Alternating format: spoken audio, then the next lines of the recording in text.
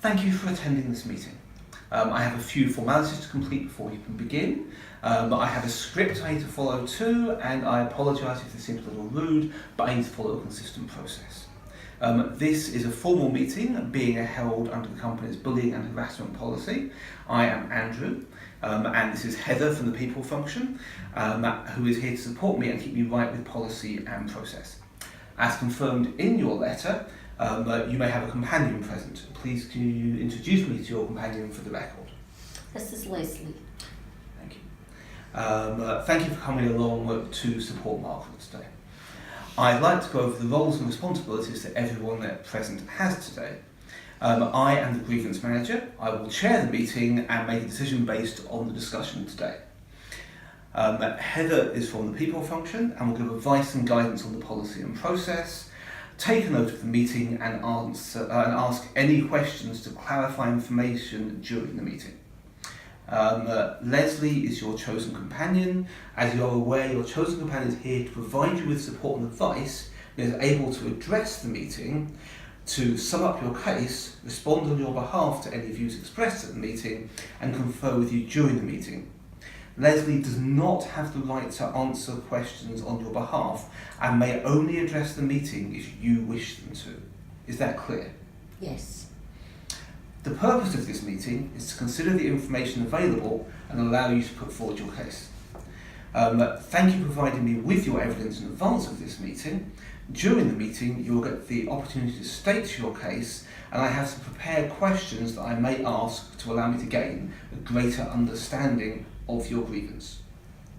You can request an adjournment at any time should you need to confer with Leslie or require a comfort break. I will do the same if I need to confer with Heather. Thank you. At the end of the meeting, there will be a short adjournment to allow me to consider all of the information. If it's possible to reach a decision, I will do this and reconvene the meeting to confirm the outcome. However, if further investigation is required, I will confirm that there will be a longer adjournment until this is completed. This meeting is confidential. Details will only be disclosed as required to those involved in the case. These proceedings should not be discussed with anyone not involved in the process. The company expects and requires confidentiality in such matters from all parties. Any breach of confidence to communicate information to another, other than to those with a legitimate reason to be involved, may become a matter for formal disciplinary action. Do you understand the structure I've outlined, and are you happy to continue? Yes. From the details you submitted, I see you have an issue with your manager's behaviour. Yeah, she's bullying me. Are you okay to continue? I'm sorry, I was just upset and I'll be okay. Remember, you can adjourn at any time to have a break. Thank you, I'll be fine. What was the question again? I haven't actually asked the question yet.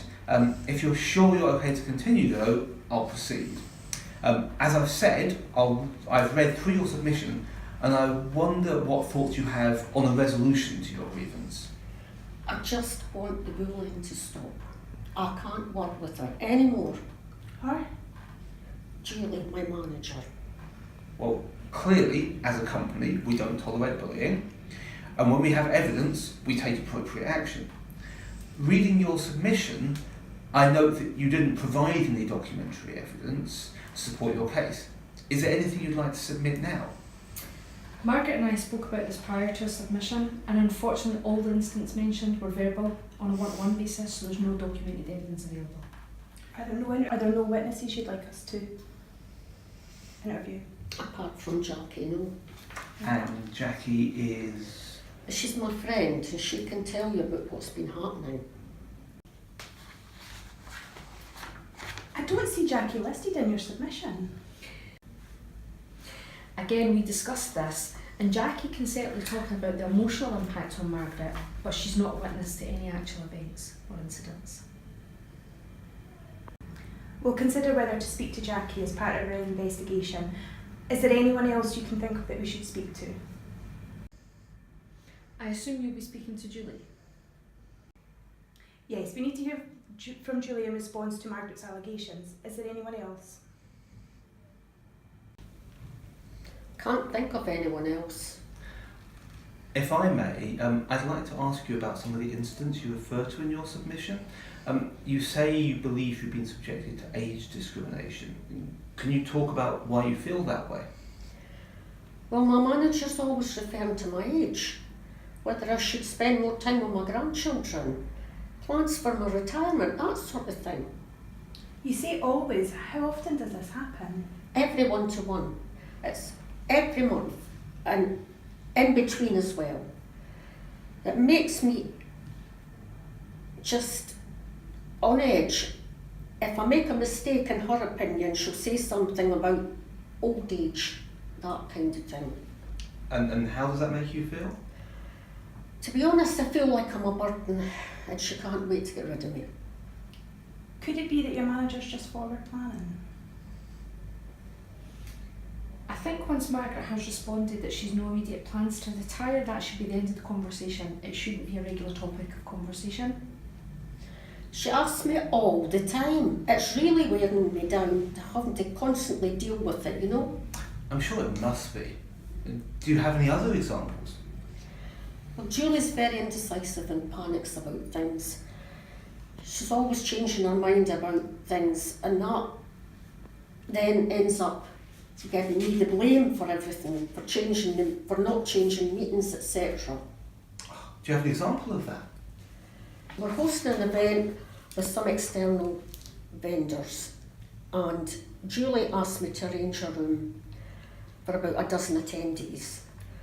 But on the day, it turned out that we needed a much bigger room, and then she blamed me for not getting that. She said she'd told me to get a bigger room before, but she didn't. And that's what she does. She never takes the blame. It's always my fault. Did you mention at the time that you hadn't been updated? I did, but it's a waste of time. She just turns everything round to be my fault. Was there any acknowledgement about this from your manager? No, just another black mark against me. Another time she said I'd ordered something, the wrong stationery or something, which was nonsense. And then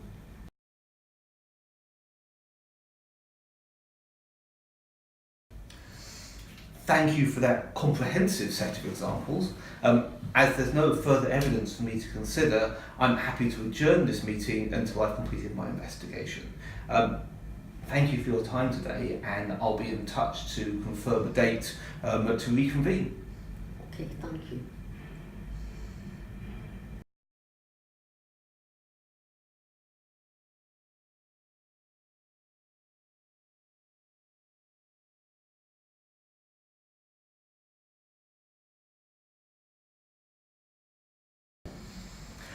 Thank you for coming back to this reconvene meeting. Before you, I advise you of my decision, a reminder that this meeting is being held under the company's bullying and harassment policy, and the same restrictions are to apply for confidentiality. When we adjourned, I said I would undertake an investigation into your claims of bullying from your manager. I can confirm that I have now completed my investigation and in a position to advise you of my decision. I have the written outcome here, and I'll give you a copy at the end of this meeting if I may. I'd like to go over my findings now and how I arrived at the decision. Okay.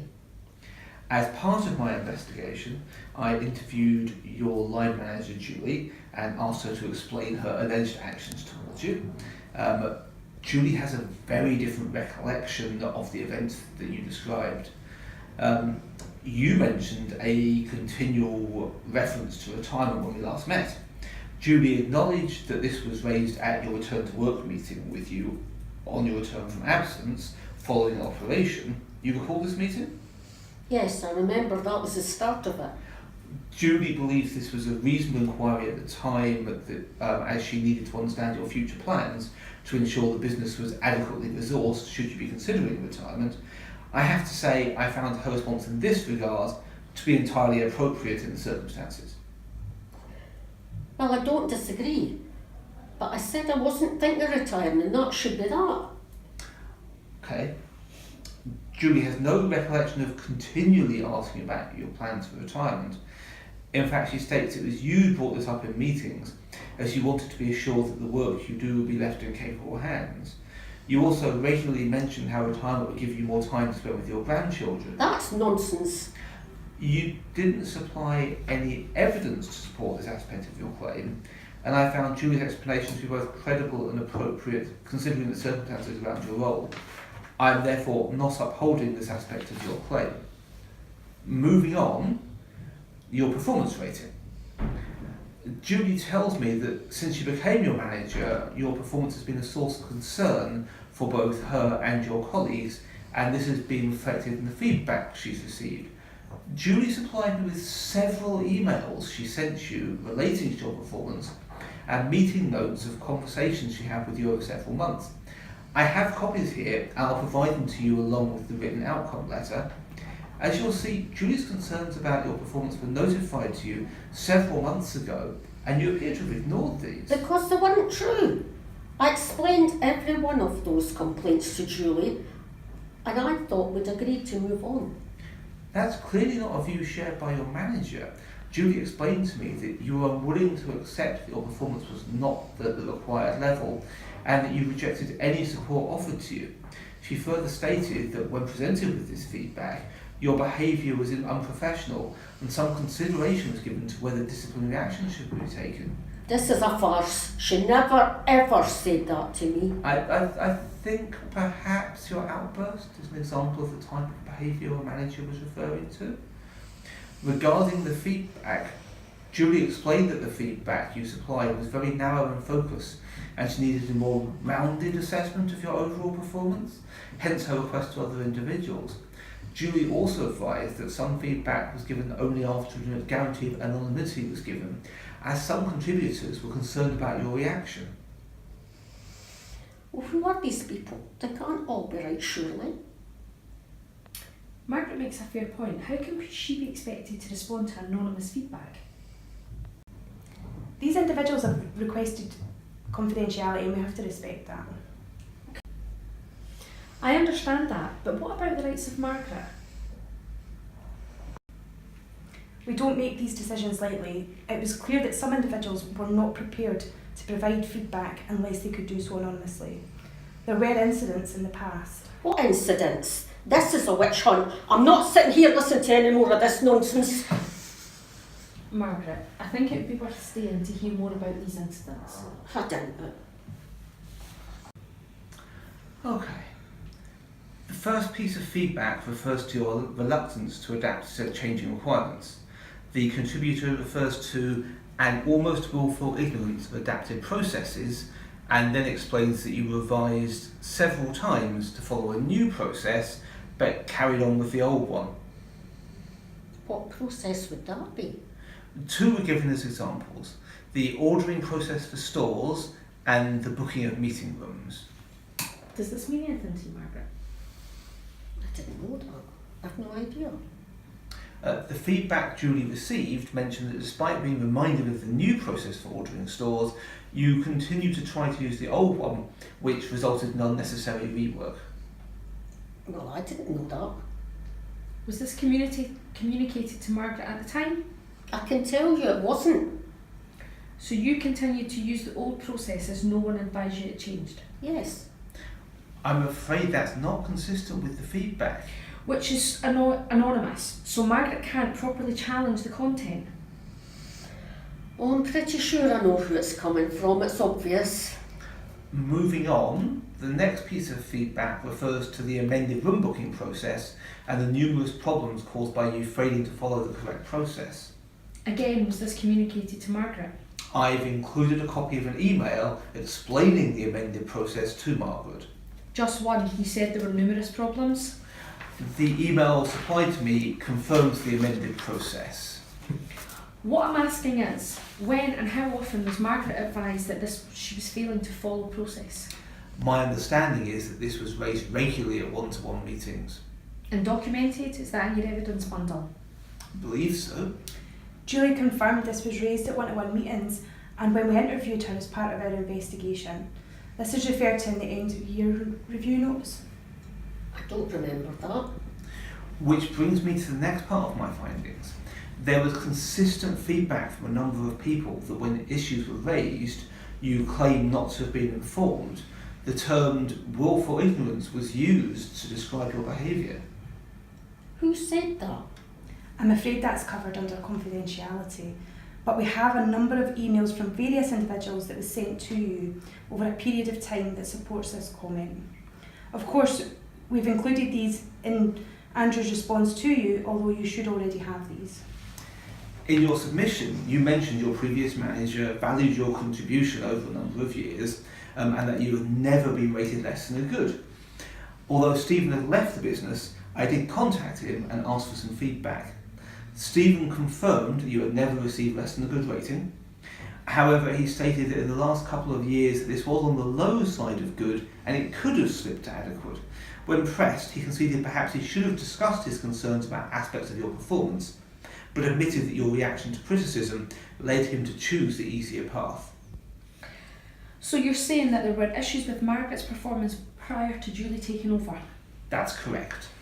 but Margaret's never been told by Stephen.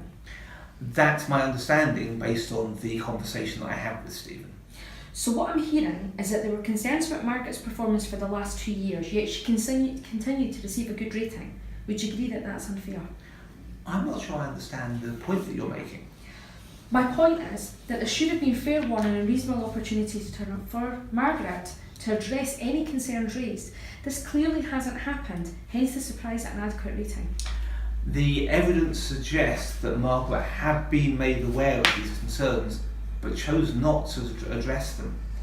In summary, I've conducted a thorough investigation of your allegations and have found no evidence to support them. I am therefore not upholding your grievance. Should you wish to appeal, you should contact the case consultancy team within 7 days of receipt of this outcome letter.